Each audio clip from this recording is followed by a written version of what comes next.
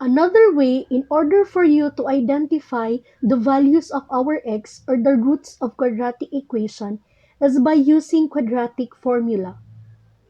I will discuss to you what is a quadratic formula. A quadratic formula has a formula of x is equal to negative b plus minus the square root of b squared minus 4ac all over 2a. This formula is used in order for you, again, to identify the values of x. And here are the examples. A while ago, you already know what is a quadratic equation. Let's try to find its factors or the value of x using the quadratic formula of the equation 2x squared plus 3x minus 27. The equation is already in standard form. Therefore, we can easily identify the value of a, b, and c. A is equal to 2, b is equal to 3, and c is equal to negative 27. Let's now have first the quadratic formula. X is equal to negative b plus minus the square root of b squared minus 4ac all over 2a. We already identified the values of a, b, and c. Therefore, we can easily substitute the values. We will now substitute the values. X is equal to, the value of b is 3, so negative 3 plus minus 3 squared minus 4 times the value of a is 2 and the value of c is negative 27 all over 2 times 2. Now we will slowly simplify this equation. Now we will simplify first the numbers inside the radical sign. So we have x is equal to negative 3 plus minus the square root of 3 squared is 9 minus 4 times 2 is 8 times negative 27 over 2 times 2 is 4. X is equal to negative 3 plus minus 9 plus 216. Negative 8 times negative 27 over 4. X is equal to negative 3 plus minus the square root of 225 over 4. X is equal to negative 3 plus minus the square root of 225 is 15 divided by 4. After we simplify all the numbers inside the radical sign, now it's time to find the value of our x. So let's have x is equal to negative 3. We will use first the positive 15 plus 15 over 4. So you have x is equal to negative 3 plus 15 is 12 divided by 4 is 3. That is the value for the first x. The value for the second x is negative 3. We will use now negative 15 over 4. X sub 2 is equal to negative 18 divided by 4. Make it in the lowest term, negative 9 over 2. Therefore, the first value of our x is 3 and the second value is negative 9 over 2. We already have the values of our x. Let's do the checking. Let's use first the first value of x, which is 3. So, we will use the equation 2x squared plus 3x minus 27. Let's do the substitution. 2 times 3 squared plus 3 times 3 minus 27 is equal to 0. Let's simplify. 2 times 9 plus 9 minus 27 is equal to 0. 18 plus 9 minus 27 is equal to 0. 27 minus 27 is equal to 0. 0 is equal to 0. Therefore, x sub 1 is equal to 3 is one of the values of x. Let's now substitute to our equation. 2x squared plus 3x minus 27 is equal to 0. Let's have 2 times negative 9 over 2 squared plus 3 times negative 9 over 2 minus 27 is equal to 0. Let's simplify. We have 2 times 81 over 4 minus 27 over 2 minus 27 is equal to 0. Simplify. We have 162 over 4 minus 27 over 2 minus 27 is equal to 0. We can simplify 162 over 4. It will become 81 over 2 minus 27 over 2 minus 27 is equal to 0. We will now combine the two fractions, 81 over 2 minus 27 over 2. The result is 54 over 2 minus 27 is equal to 0. Then 54 divided by 2 is 27. Minus 27 is equal to 0. 0 is equal to 0. Therefore, the two values of x are x sub 1 is equal to 3 and x sub 2 is equal to negative 9 over 2. All, we have x squared plus 10x plus 9. It is already in standard form. Therefore, we can automatically identify A, B, and C. So, A is equal to 1, B is equal to 10, and C is equal to 9. Let's have now our quadratic formula. X is equal to negative B plus minus the square root of B squared minus 4AC over 2A. We already identified the values of A, B, and C. Now we will substitute.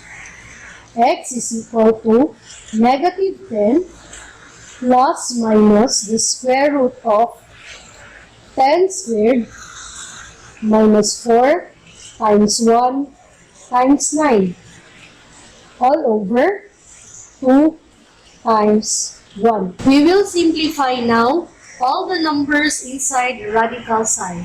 So we have x is equal to negative 10 plus minus 10 squared is 100 minus 4 times 1 is 4 times 9 is 36 all over 2.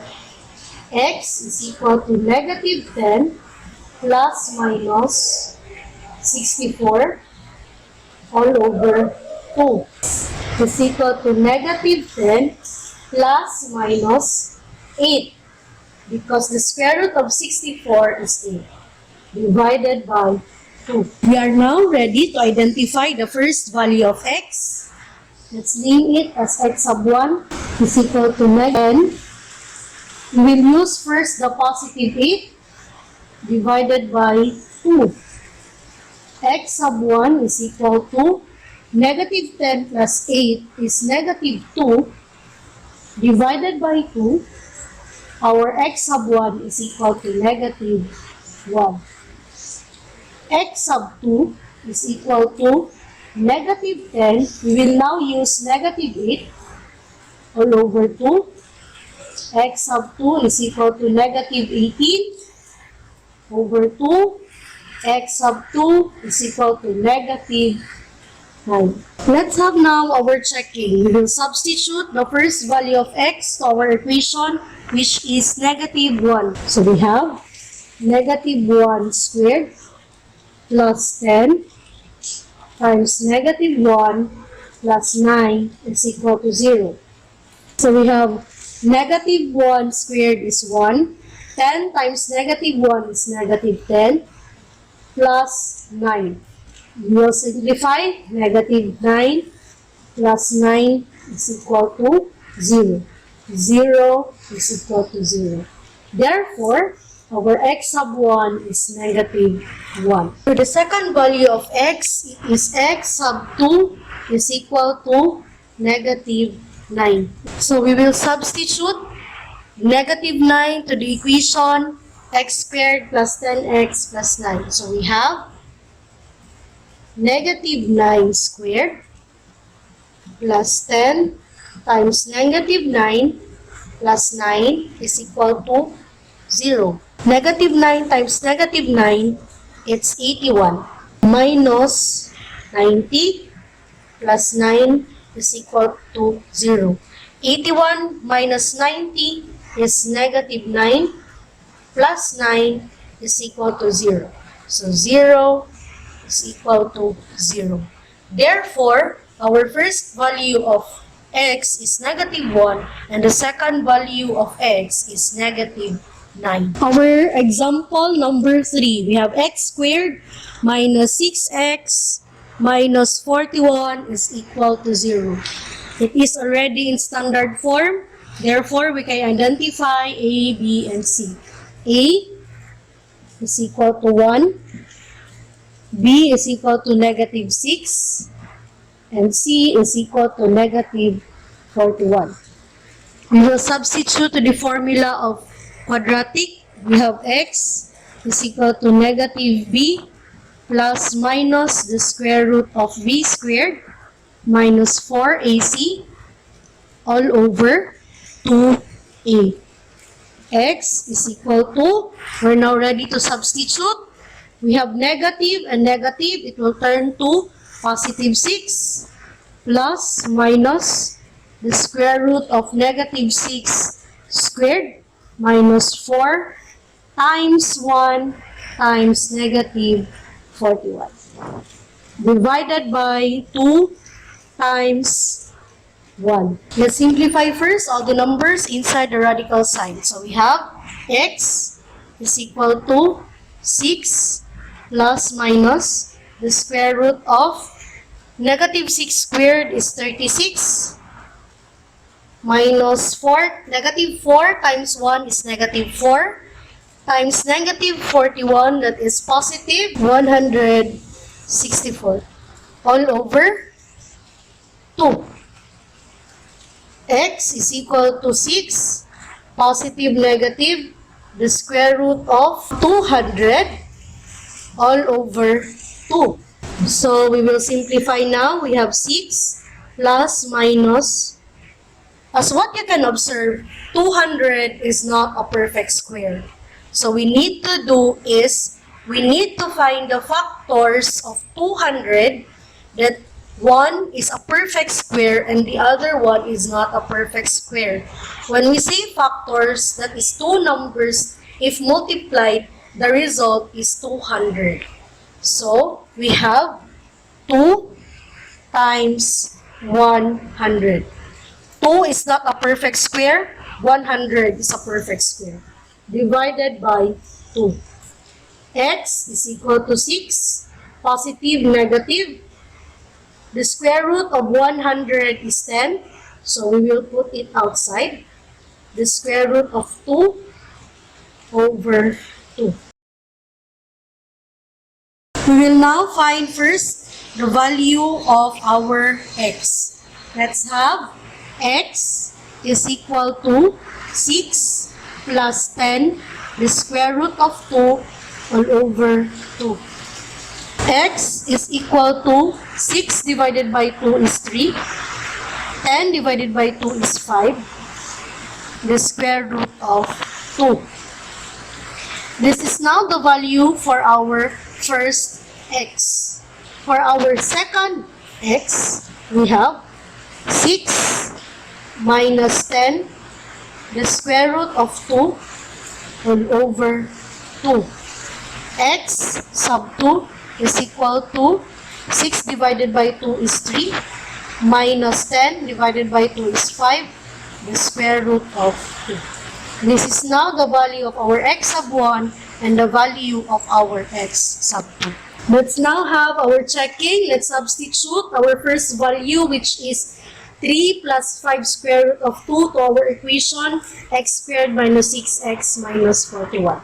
So we have 3 plus 5 square root of 2 squared minus 6 times 3 plus 5 square root of 2 minus 41 is equal to 0. We will now square the binomial. So we have 9 plus 30 square root of 2 plus 25 times 2 minus 18 minus 30 square root of 2 minus 41 is equal to 0. We will combine like terms. If you can observe, we have positive 30 square root of 2 and negative 30 square root of 2. If we will combine that one, it will result to 0. So, we can now eliminate. We have 9 plus 50 is 59 minus 18 minus 41 is equal to 0. We can now simplify. We have 59 minus 18 is 41. Minus 41 is equal to 0. 0 is equal to 0. Therefore, x sub 1 is equal to 3 plus 5 square root of 2 is one of the x of the quadratic equation. Let's now check the second value of x, which is x sub 2 is equal to 3 minus 5 square root of 2. So let's substitute. We have 3 minus 5 square root of 2 squared minus 6 times 3 minus 5 square root of 2 minus 41 is equal to 0. Let's now square the binomial. We have 9 minus 30 square root of 2 plus 25 times 2 minus 18 plus 30 square root of 2 minus 41 is equal to 0. Negative 30 square root of 2 plus 30 square root of 2, if we will combine that one, it will result to 0. So we have 9 plus 50 is 59 minus 18 minus 41 is equal to 0. 59 minus 18 is 41 minus 41 is equal to 0. 0 is equal to 0. Therefore, the second value of x is 3 minus 5 square root of 2. This ends our video. Thank you for watching and I hope you learned something. Please don't forget to like and subscribe on our channel for you to be updated in our upcoming videos. Thank you. Bye!